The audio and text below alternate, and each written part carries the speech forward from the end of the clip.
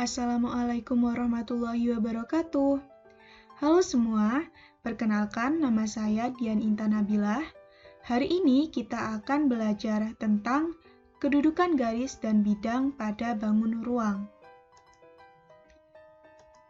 Materi yang akan kita bahas antara lain yang pertama, kedudukan garis terhadap garis, yang kedua, kedudukan garis terhadap bidang, dan yang terakhir, kedudukan bidang terhadap bidang.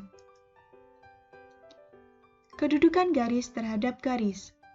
Perlu kalian ketahui, garis merupakan himpunan atau kumpulan titik-titik yang mempunyai ukuran panjang. Antara satu garis dengan garis lainnya juga mempunyai kedudukan. Berikut macamnya. Ada sejajar, berpotongan, dan bersilangan. Yang pertama sejajar. Dua garis sejajar apabila keduanya terletak pada satu bidang dan tidak memiliki titik persekutuan. Dapat kita lihat pada contoh gambar di samping. Kita perhatikan garis EF yang berwarna biru dan garis HG yang berwarna kuning. Garis EF dan garis HG terletak pada satu bidang, yaitu bidang EFGH, tetapi tidak memiliki satu titik persekutuan. Sehingga dapat kita katakan bahwa garis EF sejajar dengan garis HG. Mari kita melihat contoh yang lain. Kita perhatikan garis AB dan garis CD. Garis AB yang berwarna biru dan garis CD yang berwarna kuning. Kedua garis ini terletak pada satu bidang, yaitu bidang ABCD, namun tidak terdapat titik persekutuan, sehingga keduanya dapat dikatakan sejajar. Lalu kita lihat contoh yang lain, yaitu garis EH dan garis BC. Kedua garis tersebut terletak pada satu bidang, yaitu bidang EHCB, namun tidak memiliki titik persekutuan, sehingga kita dapat katakan bahwa kedua garis tersebut adalah garis yang sejajar. Yang kedua, berpotongan. Dua garis berpotongan apabila terletak pada satu bidang dan satu titik persekutuan.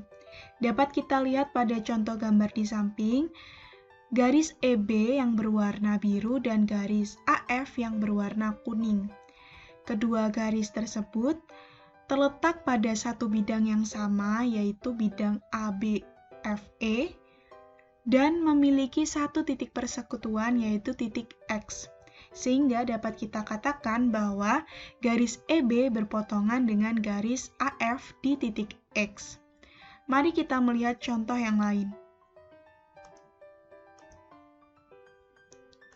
Contoh selanjutnya adalah garis BA yang berwarna biru dan garis AD yang berwarna kuning. Garis BA dan garis AD terletak pada satu bidang yang sama, yaitu bidang ABCD, dan memiliki satu titik persekutuan, yakni titik A. Contoh selanjutnya, garis CD dan garis GC. Kedua garis ini terletak pada satu bidang yang sama, yaitu bidang CDHG, dan memiliki satu titik persekutuan, yaitu di titik C. Ketiga, bersilangan. Dua garis bersilangan apabila keduanya tidak terletak pada bidang yang sama dan tidak memiliki titik persekutuan. Kita dapat lihat pada contoh gambar di samping, garis EG yang berwarna biru dan garis BF yang berwarna kuning. Kedua garis tersebut tidak terletak pada bidang yang sama dan tidak memiliki titik persekutuan, sehingga dapat kita katakan bahwa garis EG bersilangan dengan garis BF. Mari kita lihat contoh yang lain. Kita perhatikan garis AF yang berwarna biru dan garis GH yang berwarna kuning. Nah, kedua garis ini tidak terletak pada bidang yang sama dan keduanya juga tidak memiliki titik persekutuan, sehingga keduanya bisa dikatakan bersilangan. Contoh selanjutnya, garis BD dan garis HA. dapat kita lihat kedua garis ini bersilangan. Lalu yang selanjutnya ada EG dan BF.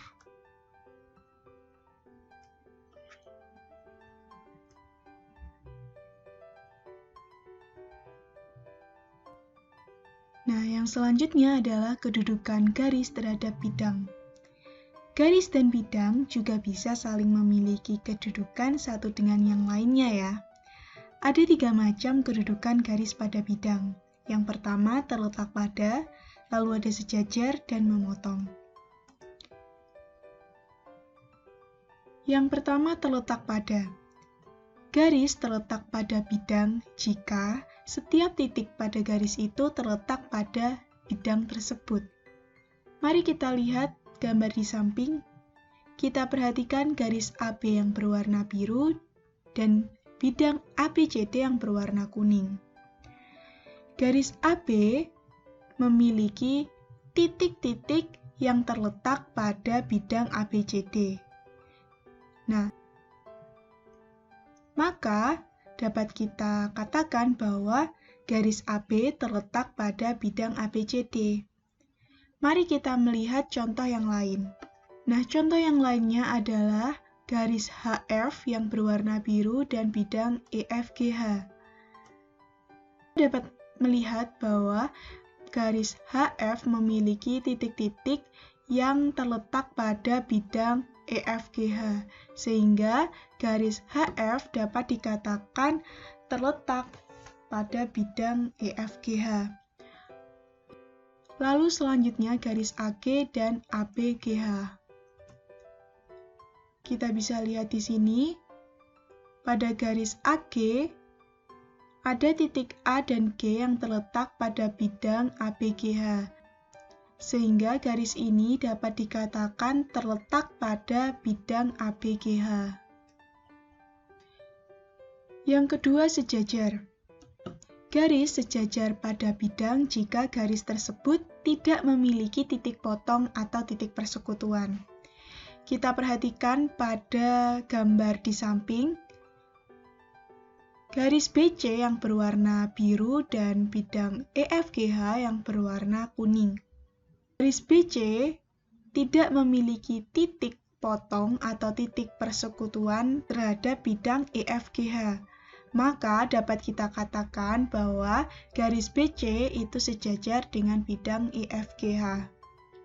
Mari kita melihat contoh yang lain agar lebih paham. Contoh yang lainnya adalah garis HF dengan bidang ABCD. Kita dapat melihat bahwa garis HF tidak memiliki titik potong atau titik persekutuan terhadap bidang ABCD, sehingga garis HF dapat dikatakan sejajar dengan bidang ABCD. Contoh selanjutnya yaitu garis ED dan garis BCGF. Dapat kita perhatikan di sini bahwa garis ED tidak memiliki titik potong terhadap bidang BCGF, sehingga garis ED dapat dikatakan sejajar dengan bidang BCGF. Yang ketiga adalah memotong. Garis memotong bidang apabila garis dan bidang tersebut mempunyai satu titik potong atau titik persekutuan. Kita lihat pada gambar di samping, kita perhatikan garis BC yang berwarna biru dan bidang DCGH yang berwarna kuning. Garis BC dan bidang DCGH memiliki satu titik potong atau titik persekutuan yaitu di titik C, sehingga dapat kita katakan bahwa garis BC berpotongan dengan bidang DCGH di titik C. Mari kita melihat contoh yang lain. Contoh selanjutnya adalah garis AC dengan bidang BDHF. Kita dapat melihat di sini bahwa garis AC dan bidang BDHF itu memiliki satu titik perpotongan yaitu di titik B9 ini. Maka dapat kita katakan bahwa garis AC itu memotong bidang BDHF. Contoh selanjutnya garis AG dengan bidang DCGH. Dapat kita lihat di sini untuk garis AG dengan bidang DCGH, ini memotong di titik G. Maka dapat kita katakan bahwa garis AG memotong bidang DCGH di titik G. Selanjutnya adalah kedudukan bidang terhadap bidang. Sesama bidang itu juga saling memiliki kedudukan, antara lain yaitu sejajar dan berpotongan. Yang pertama sejajar. Dua bidang sejajar apabila tidak memiliki titik dan garis persekutuan. Kita perhatikan contoh gambar di samping. Pada bidang ABCD yang berwarna biru dan bidang EFGH yang berwarna kuning, keduanya tidak memiliki titik dan garis persekutuan. Maka dapat dikatakan bahwa bidang ABCD itu sejajar dengan bidang EFGH. Selanjutnya mari kita lihat contoh yang lain. Contoh yang lain di sini kita lihat untuk bidang ABFE dengan bidang DCGH. Keduanya tidak memiliki titik persekutuan dan garis persekutuan. Maka dapat kita katakan bahwa bidang ABFE dengan bidang DCGH itu sejajar. Contoh selanjutnya adalah bidang ADHE dengan bidang BCGF. Dapat kita lihat di sini bahwa keduanya juga tidak memiliki titik dan garis persekutuan, sehingga dapat dikatakan bidang ADHE itu sejajar dengan bidang BCGF. Yang kedua, berpotongan. Dua bidang berpotongan apabila memiliki tepat satu garis persekutuan. Dapat kita lihat pada gambar di samping. Untuk bidang BCGF yang berwarna kuning dan bidang ADGF yang berwarna biru. Kedua bidang ini memiliki tepat satu garis persekutuan, yaitu garis FG.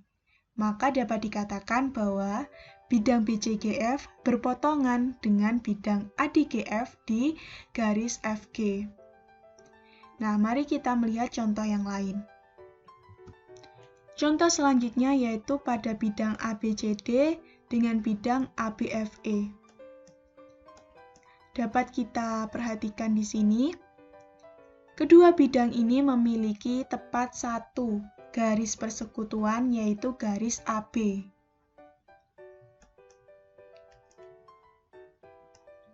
Contoh selanjutnya adalah bidang BDG dengan bidang ABCD. Dapat kita perhatikan di sini, kedua bidang ini memiliki tepat satu garis persekutuan, yaitu garis DB. Maka dapat kita katakan bahwa bidang BDG itu berpotongan dengan bidang ABCD.